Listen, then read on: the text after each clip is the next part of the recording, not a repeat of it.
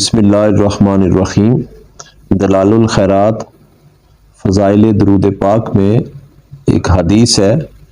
نبی کریم رؤوف الرحیم صلی اللہ علیہ وآلہ وسلم کا فرمانے علی شان ہے کہ اللہ تبارک و تعالی فرماتے ہیں کہ آپ کا امتی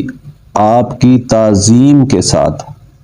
آپ کے ادب کے ساتھ، احترام کے ساتھ جب آپ کے اوپر درود بھیجتا ہے تو اللہ پاک فرماتے ہیں کہ میں ایک فرشتے کو حکم دیتا ہوں، ایک فرشتہ پیدا کرتا ہوں، اور وہ فرشتہ ایسا ہے، فرمایا اس کا ایک بازو مشرق کی طرف ہے اور دوسرا بازو مغرب کی طرف ہے، اور اس کے پاؤں ٹھہرے ہیں ساتویں زمین کے اوپر، اور اس کی گردن لگی ہے عرش الہی کے نیچے۔ اور آگے حدیث پاک میں آقا صلی اللہ علیہ وآلہ وسلم فرماتے ہیں اللہ غالب ہے اور اللہ بزرگ اور برتر ہے۔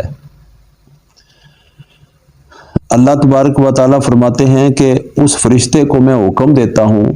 کہ آپ اس امتی کے جواب میں جس امتی نے درود بھیجا اوپر میرے محمد صلی اللہ علیہ وآلہ وسلم کے ادب اور تعظیم کے ساتھ، یعنی یہ وہ درود ہے جو بہت ہی اہتمام کر کے پڑھا جائے، یعنی صاف ستھری جگہ ہو، صاف ستھرے کپڑے ہوں، خوشبو لگائی ہوئی ہو، طہارت کی ہوئی ہو،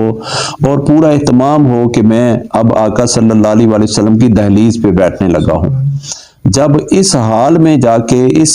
کمال کے ساتھ، اس اچھے انداز کے ساتھ، اس محبت کے ساتھ درود پڑے گا تو اللہ تعالیٰ نے اس کے لیے ایسا فرشتہ پیدا کرنے کا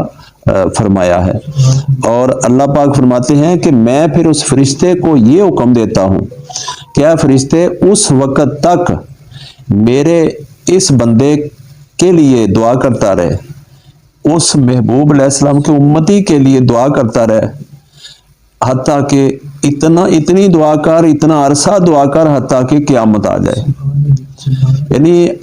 عام درود بھیجنے کی نسبت جب اہتمام کر کے خاص طریقے سے درود بھیجا جائے تو اللہ تبارک و تعالیٰ تو انعامات کی حد کر دیتے ہیں۔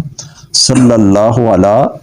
سیدنا و مولانا محمد و علیہ وآلہ وسلم۔